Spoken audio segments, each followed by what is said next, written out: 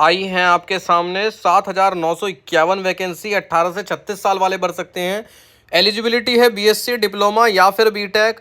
ठीक, 18 से 36 साल इसकी उम्र है। इस वीडियो में हम बात करेंगे कंप्लीट जेई की, आपको सारी इन्फॉर्मेशन मिल जाएगी। फॉर्म में आपको क्या क्या लगना है, कैसे डॉक्यूमेंट्स लगने हैं, कब से कब तक भरे जाएंगे और आपको क्या गलतियां नहीं करनी है। साथ ही साथ बात करेंगे इसके एग्जाम पैटर्न की कि कितने नंबर के सवाल आते हैं, सीबीटी 1 सीबीटी 2 क्या क्या स्टेजेस होंगी, किस स्टेजेस में कौन कौन सब्जेक्ट होंगे, आपको सीबीटी 1 में कैसे तैयारी करनी है, सीबीटी 2 की तैयारी कैसे करनी है। ये जो पूरा नोटिफिकेशन है इसमें इतने सारे जो पेजेस हैं उनमें क्या क्या काम की जानकारी है, ये सब आपको इस वीडियो में मिल जाएगी।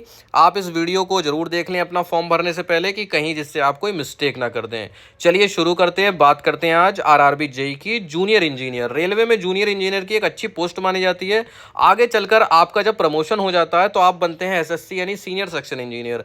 जूनियर इंजीनियर की सैलरी की बात करी जाए तो लगभग 60,000 65,000 रुपए के आसपास होती है।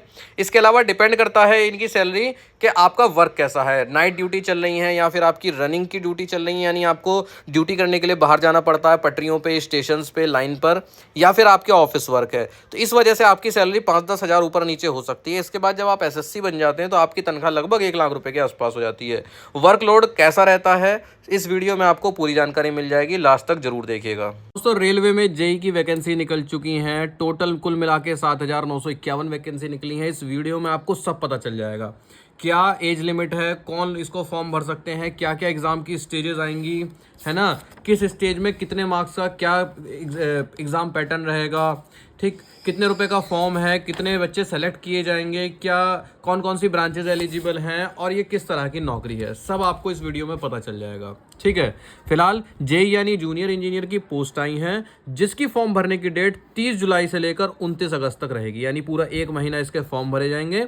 ठीक है, ध्यान रखना, डेट 30/7 से शुरुआत हो जाएगी और 29/8 तक ये फॉर्म भरे जाएंगे। ठीक, junior engineer, depot material superintendent and chemical and metallurgical assistant, ये 3 वैकेंसी हैं जिसमें सबसे ज़्यादा जेई की पोस्ट हैं। ठीक है, 3 पोस्ट हैं ये। ठीक, अच्छा, उम्र इसमें 18 से 36 वर्ष मांगी गई है। अब कब से कब तक वाले उम्र वाले बच्चे भर सकते हैं, देखिए, लोअर एज लिमिट 1/1/2007, यानी कि 1 जनवरी 2007 के बाद जो भी पैदा हुआ वो फॉर्म नहीं भर सकता। ठीक है, इससे पहले आपको पैदा हुआ होना चाहिए। जर्नल वाले हैं अगर, तो आप 2/1/1989 के बाद अगर पैदा हुए हैं, ठीक, तो भर सकते हैं। अगर आप ओबीसी हैं तो 2/1/1986 के बाद अगर पैदा हुए हैं तो भर सकते हैं। इससे पहले पैदा हुए तो नहीं भर सकते। और एससी एसटी वाले हैं तो आप 2/1/1984 के बाद अगर पैदा हुए हैं तो भर सकते हैं, और इससे अगर पहले पैदा होगा तो नहीं भर सकते। यानी अपनी डेट्स देख लीजिए, इनके बीच में अगर आपकी डीओबी आ रही है तो फिर आप भर सकते हैं। अब कुछ बच्चे ऐसे होंगे जिनका कि फाइनल ईयर में होंगे या फिर अभी फाइनल ईयर के एग्जाम दे दिए होंगे, रिजल्ट नहीं आया है, तो वो सब फॉर्म को नहीं भर सकते। फाइनल ईयर वाले कैंडिडेट्स, वेटिंग रिजल्ट वाले candidates are not eligible to fill this form. अब आपके सामने आएगा भैया कि एग्जाम की स्टेजेस क्या क्या होंगी। अभी मैं शॉर्ट में बता देता हूँ। 2 रिटन टेस्ट होंगे, सीबीटी 1 सीबीटी 2। सीबीटी 1 जो होगा वो नॉन टेक होगा, ठीक है, और सीबीटी 2 टेक्निकल वाला होगा। ठीक, इसमें आपके 50 के नॉन टेक आएंगे प्लस 100 नंबर का टेक्निकल सवाल आएंगे। ठीक है, ये बात आपको ध्यान रखनी है। ठीक, ये 1 है 100। इसके बाद आपका डॉक्यूमेंट वेरिफिकेशन होगा, फिर आपका मेडिकल होगा। आसान मेडिकल होता है, जिन भी बच्चों को चश्मा वगैरह लगा हुआ है उनके लिए कोई खास समस्या नहीं है। ठीक है, 1/3 की नेगेटिव मार्किंग होगी। अब समझिए, अब आपको फॉर्म भरना है। ठीक, फॉर्म आप भरेंगे जाकर 30 तारीख से, 30 जुलाई से। ठीक, उसके पहले अपने सारे डॉक्यूमेंट्स जो हैं वो रेडी कर लीजिए। जैसे कि मान लीजिए आप ओबीसी में आते हैं और आपको ओबीसी का सर्टिफिकेट लगाना है तो कास्ट सर्टिफिकेट आपका होना चाहिए। एससी एसटी में आते हैं तो उसका कास्ट सर्टिफिकेट होना चाहिए। अब आप पूछेंगे कि कौन से कास्ट सर्टिफिकेट चलेंगे, तो दोस्तों सेंट्रल लेवल के कास्ट सर्टिफिकेट आपके माने जाएंगे। सेंट्रल लेवल के, स्टेट के नहीं, सेंटर के। ठीक है, इसके लिए जब आप फॉर्म भरेंगे तो रेलवे की जब वेबसाइट पर जाएंगे या फिर सरकारी रिजल्ट पर जाकर आपको लिंक मिल जाएंगे। सबसे पहले आपको एक अपना अकाउंट क्रिएट करना पड़ेगा जिसमें कि आपके मोबाइल और ईमेल की जरूरत पड़ेगी, और ये मोबाइल और ईमेल आप अपना ही रखें, और ये बाद में चेंज भी नहीं हो सकता, इसलिए इसको बिल्कुल डबल चेक करके फॉर्म भरें। ये ना हो कि आपके आगे चल के सिम बंद हो गया और उसी पे क्योंकि मैसेज वगैरह आएंगे। अब आगे चलते हैं।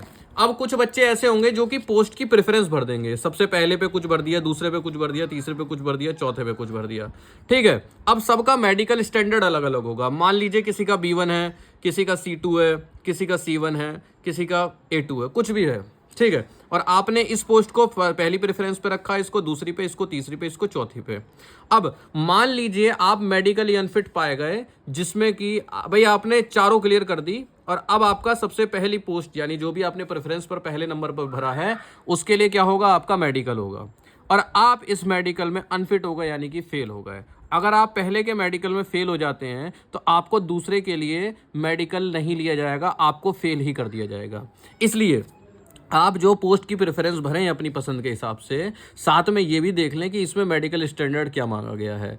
अगर आपकी आंखें A2 के मान लीजिए B1 के लायक नहीं है मान लीजिए, तो आप ऐसी पोस्ट ना भरें जिसमें कि मेडिकल स्टैंडर्ड B1 है, उसको बाद में रखें, ठीक है। पहले प्रेफरेंस पर वही रखें जिसका कि मेडिकल आप फिट हो सकें, जिसमें कि, क्योंकि मान लीजिए आपके ज़्यादा नंबर भी हैं पर पहली पोस्ट आपने ऐसी भर दी जिसके कि मेडिकल में आप फेल हो गए, फिर आपको कोई अल्टरनेट अपॉइंटमेंट नहीं मिलेगा, आपको बाहर कर दिया जाएगा। CBT1 CBT2 के लिए 15 गुना ये क्रॉस है, यानी 15 into students will be short listed, 15 Guna student short listed करे जाएंगे CBT2 के लिए।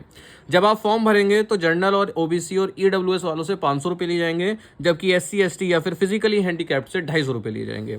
इसके बाद जब आपका CBT1 पेपर हो जाएगा तो जनरल OBC EWS जिनसे 500 रुपये लिए थे उनको 400 रुपये लौटा दिए जाएंगे, और SC ST और फिजिकली हैंडीकैप्ड जिनको 250 रुपये कटे थे उनको पूरे 250 रुपये लौटा दिए जाएंगे, यानी कि रिफंड हो जाएंगे, ठीक है। अच्छा, इसके अलावा आप एक RRB से एक ही फॉर्म भरें, अगर ज़्यादा से भरेंगे तो आपका फॉर्म कैंसिल हो जाएगा, ठीक है, कैंसिल हो जाएगा। ज़्यादा तेज बनने की जरूरत नहीं है कि एक ही डिटेल से कई जगह के फॉर्म भर दिए। दूसरी चीज़, मान लीजिए कुछ बच्चे ऐसे होंगे जिन्होंने एक साथ कई कोर्स कर रखे होंगे, जैसे डिप्लोमा भी कर रखा है ना, या फिर BTech भी कर रखा है, ठीक। तो एक बार में ना कोई सा एक ही सर्टिफिकेट लगाइए, एक बार में एक ही सर्टिफिकेट लगाइए। मान लीजिए बहुत से क्या करते हैं, जैसे मान लो डिप्लोमा भी कर लिया, BSc भी कर लिया, तो दोनों पढ़ाई के सर्टिफिकेट यूज मत करना, एक ही के करना, ठीक। जिस बेसिस पर आप वो फॉर्म भर रहे हैं सिर्फ वही पढ़ाई का सर्टिफिकेट यूज करना, उसके साथ कोई दूसरी पढ़ाई मत दिखाना कि भाई मैंने इसके साथ ये भी करा था। सेंट्रल लेवल के सर्टिफिकेट्स आप क्या करना है, बनाने हैं। इसके लिए अब आपको अगर मान लीजिए परफॉर्मा की जरूरत पड़ती है, आपको परफॉर्मर की जरूरत पड़ती है, परफॉर्मा कि भाई किस तरह का फॉर्मेट, जिसको फॉर्मेट भी बोलते हैं, तो आपका जो नोटिफिकेशन है, ठीक है, जो आपका ऑफिशियल नोटिफिकेशन है उसके लास्ट के पेजेस में देखिएगा, लास्ट के पेजेस में आपको उसका फॉर्मेट भी मिल जाएगा, जिसको कि अगर आप शॉर्ट टाइम में, शॉर्ट पीरियड में बनवाना चाहें, कंप्लीट कराना चाहें तो वो आपके लिए हेल्पफुल होगा। अब जब आप फॉर्म भर लेंगे तो सबसे पहले आएगा आपके सामने फर्स्ट स्टेज CBT। बात करते हैं फर्स्ट स्टेज CBT, जिसको कि आप नॉन टेक भी बोल सकते हैं, यानी कि इसमें नॉन टेक्निकल सवाल आएंगे, जिसमें कि होगा मैथ, रीजनिंग, GK और साइंस। मैथ आएगी 30 नंबर की, रीजनिंग आएगी 25 नंबर की, जनरल अवेयरनेस आएगी 15 नंबर की, और 30 नंबर की आएगी बेसिक साइंस। 100 सवाल होंगे, समय होगा आपके पास 90 मिनट, ठीक है। इसमें मिनिमम मार्क्स कितने चाहिए होंगे, 40% जनरल को, 40% EWS वालों को, 30% OBC, 30% SC और 25% ST। पर ये सिर्फ फालतू की बातें होती हैं, नंबर आपको 70 के आसपास लाने पड़ेंगे 100 में से, तब जाके आप CBT2 के लिए क्वालिफाई होगे, ठीक है। अब बात आती है फर्स्ट स्टेज CBT और सेकंड स्टेज CBT की तैयारी कैसे करनी है। सेकंड स्टेज CBT भी देख लीजिए, इसमें 120 सवाल होंगे और 150 क्वेश्चन होंगे, किसके, सॉरी टोटल 150 क्वेश्चन होंगे, जिसमें से कि 100 क्वेश्चन होंगे किसके, टेक्निकल के, टेक्निकल 100 नंबर, 100 सवाल टेक्निकल। इसके अलावा जो 50 नंबर बचे उसमें 10 नंबर की आएगी कंप्यूटर, ठीक है, 10 नंबर की आएगी कंप्यूटर, 10 नंबर की आएगी इन्वायरमेंट, ठीक है, इन्वायरमेंट आएगी 10 नंबर की, फिजिक्स एंड केमिस्ट्री आएगी 15 नंबर की, और 15 नंबर की आएगी GA, जनरल अवेयरनेस, यानी कि इसमें ना मैथ आएगी ना रीजनिंग आएगी। पर दोस्तों बहुत से ऐसे बच्चे हैं जिनका टेक्निकल अच्छा था, जिनकी कंप्यूटर अच्छी थी, और वो CBT1 ही क्लियर नहीं कर पाए और वो CBT2 से बाहर हो गए, ठीक। इसमें वर्चुअल कैलकुलेटर भी आपको प्रोवाइड कराया जाएगा, यानी वो जो कंप्यूटर में ही चल जाएगा कैलकुलेटर, ऐसा कैलकुलेटर आपको मिलेगा जिससे कि आप न्यूमेरिकल भी सॉल्व कर पाएं। अब बात आती है कि सेकंड स्टेज CBT तक आप पहुंचेंगे कैसे। आप तो फर्स्ट स्टेज ही क्रॉस नहीं कर पाएंगे अगर आपकी अच्छी स्ट्रेटेजी नहीं होगी। मेन चीज होती है आजकल एग्जाम में स्ट्रेटेजी। अगर आपकी स्ट्रेटेजी सही नहीं है तो आप नहीं पहुंच पाएंगे। हार्ड वर्क से ज़्यादा इंपॉर्टेंट हो गया आजकल स्मार्ट वर्क, जिसको कि आप एक सही स्ट्रेटेजी भी बोल सकते हैं। क्रिकेट में आरसीबी की बहुत अच्छी टीम है, फिर भी बाहर क्यों हो जाती है? अब उनकी किस्मत ही खराब है भाई, इसलिए हो जाती है ना। चलिए बात करते हैं इसको क्रॉस कैसे करना है। सबसे पहले आपको दोस्तों पता होना चाहिए कि क्वेश्चन पेपर आता कैसा है। उसके लिए आपके पास होनी चाहिए किरण पब्लिकेशन की आरआरबी जेई की ये प्रीवियस ईयर क्वेश्चन वाली बुक। इससे आपको पता चल जाएगा कि पिछली बार जो जेई की वैकेंसी आई थी उसमें कैसे क्वेश्चन पेपर थे, क्या पैटर्न था, क्वेश्चन किस लेवल के थे, और अगर आप उनको गिवन टाइम में सॉल्व करते हैं, यानी 90 मिनट में सॉल्व करते हैं या 120 मिनट में सॉल्व करते हैं 150 सवाल, तो आपके कितने नंबर बैठेंगे। डिस्क्रिप्शन में इनका लिंक दिया हुआ है। तो ये है बुक्स किरण पब्लिकेशन की, मैथ की और रीजनिंग की। अब मान लीजिए आपने एएलपी की तैयारी के लिए ये बुक ले ली, तो अब आपको दोबारा इस बुक को लेने की जरूरत नहीं पड़ेगी। मैं इसीलिए पहले ही बताता था कि एक बार अगर आप ये बुक ले लेंगे फिर आपको अलग अलग एग्जाम के लिए अलग अलग बुक नहीं लेनी पड़ेंगी। बहुत से ऐसे बच्चे होंगे जिन्होंने एएलपी का भरा, जेई का भरेंगे, और अभी एनटीपीसी की आने वाली है जस्ट, आप उनका भी भरेंगे, तो फिर आपको अलग अलग बुक की जरूरत नहीं पड़ेगी। इसमें बहुत रेलवे के सारे सवाल है, समझ लीजिए रेलवे के लिए बुक है। इसमें आपको टॉपिक वाइज, चैप्टर वाइज सवाल मिलेंगे जिनको कि आपको सॉल्व करते जाना है, और आपको देख लेना है कि कौन कौन से सवाल जेई लेवल के हैं। उनके बीच बीच में आएंगे जेई लेवल के सवाल। आगे चल के मैं स्ट्रेटेजी वीडियो भी बनाऊंगा जेई के लिए, कौन से इंपॉर्टेंट टॉपिक्स हैं, कौन से इंपॉर्टेंट चैप्टर्स हैं, पर उसके लिए आपके पास बुक्स होनी चाहिए, तभी वो स्ट्रेटेजी आपके लिए काम आएंगी। बुक्स के जो लिंक है वो डिस्क्रिप्शन में है, मैथ के, रीजनिंग के, साइंस के, जीके के, ठीक है।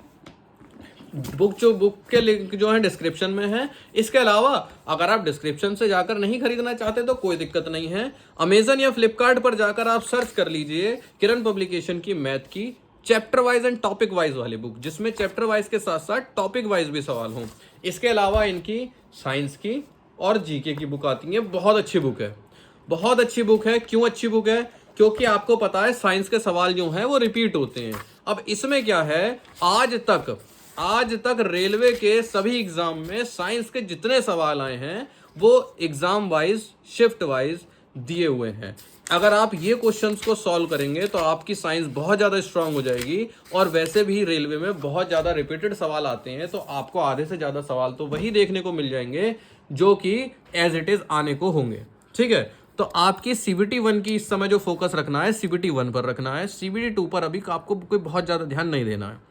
पहले CBT 1, इसमें आपको मैथ, रीजनिंग, साइंस और जीके पर ध्यान रहना है। जो एएलपी की तैयारी कर रहे हैं उनके लिए भी यही पैटर्न था, उसमें भी साइंस ज़्यादा मार्क्स की थी, मैथ रीजनिंग के साथ साथ जीके थोड़ी सी कम मार्क्स की थी। जीके की बात करें तो आप ट्रिक्स की हेल्प से थोड़ा सा पढ़ सकते हैं, और अगर आपकी जीके पहले से अच्छी है तो बहुत अच्छी बात है ना। अब क्योंकि आपको मेन फोकस रखना है मैथ, रीजनिंग, साइंस पर, नॉर्मल लेवल की आती है, बहुत ज़्यादा टफ नहीं आती है। और अगर आप बुक से प्रैक्टिस करेंगे तो आपकी उस लेवल की प्रैक्टिस हो जाएगी जिस लेवल का पेपर आना होगा। भाई मान लीजिए आपको जीके अच्छी है और आपको आईएएस का एग्जाम देना है, तो जीके आप आईएएस लेवल की पढ़ोगे ना। और क्या पता आप एसएससी का एग्जाम देना है तो एसएससी के हिसाब से पढ़ोगे। और क्या पता आप सीटेट, यूपी टेट, है ना, या यूके टेट, इस तरह के एग्जाम दोगे स्टेट लेवल के, तो आप उस हिसाब से जीके पढ़ोगे। तो हमेशा पढ़ाई उस हिसाब से होती है जिस हिसाब से उनको एग्जाम में आना है। तो उसका सबसे अच्छा तरीका क्या है कि आप एग्जाम से रिलेटेड वाली बुक्स लें। अभी मैं आपको प्रीवियस ईयर क्वेश्चन वाली भी बुक बताऊंगा जिससे कि आपके मजे आ जाएंगे। प्रीवियस ईयर वाली बुक रामबाण होती है किसी भी एग्जाम के लिए, ठीक है। प्रीवियस ईयर ये सब ब्रांचेज एलिजिबल हैं जो भर सकते हैं, ठीक। इलेक्ट्रिकल, मैकेनिकल, इलेक्ट्रॉनिक्स, सिविल, इसमें या तो आपका बीटेक हो रखा हो या फिर 3 ईयर डिप्लोमा हो, और कुछ पोस्ट के लिए बीएससी फिजिक्स एंड केमिस्ट्री से आपका होना चाहिए, ठीक है। मैं आपको बता रहा था PYQ की इंपॉर्टेंस, ये समझ लीजिए आप कुछ भी ना करें पर PYQ करते जाएं। PYQ यानी प्रीवियस ईयर के क्वेश्चंस, जो पिछली बार आए हुए क्वेश्चंस थे वो रामबाण होते हैं। इससे आपको पता चलेगा कि आपके 100 में से कितने मार्क्स आ रहे हैं, आपके 120 में से कितने मार्क्स आ रहे हैं, और अगर वो कट ऑफ के आसपास हैं और तो अब आप प्रैक्टिस अच्छे से कर सकते हैं कि मुझे मैथ में अपने नंबर बढ़ा लूँ, 5 नंबर मैथ में ज़्यादा आने लग जाएं, या साइंस को मजबूत कर लूँ तो फिर मैं कट ऑफ को क्लियर करने लग जाऊँगा। तो ऐसे ही स्ट्रेटेजीज बनती हैं। बुक्स मैंने जो आपको दिखाई, आप ये समझ लीजिए बहुत अच्छी बुक्स हैं। अभी एनटीपीसी की वैकेंसी आने वाली हैं। एनटीपीसी में train manager, station master, TT, TC, जो टाइपिस्ट, इस तरह की बहुत सारी ऐसी पोस्ट हैं जो कि लोग बनना चाहते हैं। भाई बहुत से लोग स्टेशन मास्टर बनना चाहते हैं, टीटी बनना बहुत से लोगों का सपना होता है, ट्रेन मैनेजर 80,000 के ऊपर की स्टार्टिंग सैलरी है उनकी, ठीक है। तो बहुत सारी ऐसी पोस्ट है, तो वहां पर भी आपके ये बुक्स काम आएंगी, आपको अलग से बुक्स नहीं लेनी पड़ेंगी। ठीक है, तो ध्यान रखिएगा, किरण पब्लिकेशन की आपको जो बुक्स लेनी है वो लेनी है जिसमें कि चैप्टर वाइज के साथ साथ टाइप वाइज भी लिखा हो, क्योंकि जब मैं आपको आने वाली वीडियोस में स्ट्रेटेजी बताऊंगा तो मैं आपको यही बताऊंगा कि इस चैप्टर में से इस टाइप के सवाल जेई में ज्यादा पूछे जाते हैं। अब आपके पास बुक ही नहीं होगी तो आप उन टाइप के सवालों को कैसे कर पाओगे, है ना। इसमें टाइप बांट रखे हैं, जैसे कि मान लीजिए कोई टॉपिक है एनालॉगी एंड सिमिलैरिटी, तो इसमें ना टाइप बांट रखे हैं, है कि फर्स्ट टाइप के सवाल पेपर में ऐसे आते हैं, टाइप वन के बाद आएगा आगे चल के टाइप 2, टाइप 3, इस तरह से टाइप वाइज बांट रखे हैं, यानी उनको कैटेगरीज में बांट रखा है। तो हर कैटेगरी की अलग इंपॉर्टेंस है, कुछ कैटेगरीज इंपॉर्टेंट ज़्यादा हैं, कुछ कम इंपॉर्टेंट है। अगर हम ज़्यादा इंपॉर्टेंट वाली कैटेगरी को पढ़ेंगे तो हमारे ज़्यादा मार्क्स के चांस हैं। पता चले आप उन सवालों की प्रैक्टिस कर रहे हैं जो कम पूछे जाते हैं, तो फिर उसका उतना फ़ायदा नहीं निकल पाएगा। ठीक है। अच्छा, एक चीज़ और, इन बुक्स के साथ आपको हमेशा फ्री मिलेगा, हर बुक के साथ ये, इसको आप स्क्रैच करेंगे कूपन कोड को, तो आपको इनकी फ्री टेस्ट सीरीज भी मिलेगी, जिसमें कि हजारियों क्वेश्चन होंगे आपकी प्रैक्टिस के लिए। तो उम्मीद करता हूँ जेई में काफ़ी कई बातें आपको पता चली होंगी, एग्जाम पैटर्न आपको पता चला होगा, CBT 1 CBT 2 में क्या आना है क्या नहीं आना, ये आपको पता चला होगा, और कुछ ना कुछ हेल्प मिली होगी। अगर आपके कुछ सवाल हैं जेई से रिलेटेड तो आप इस वीडियो में कमेंट कर सकते हैं और उनके ऊपर अगली वीडियोस में कवर कर लिया जाएगा।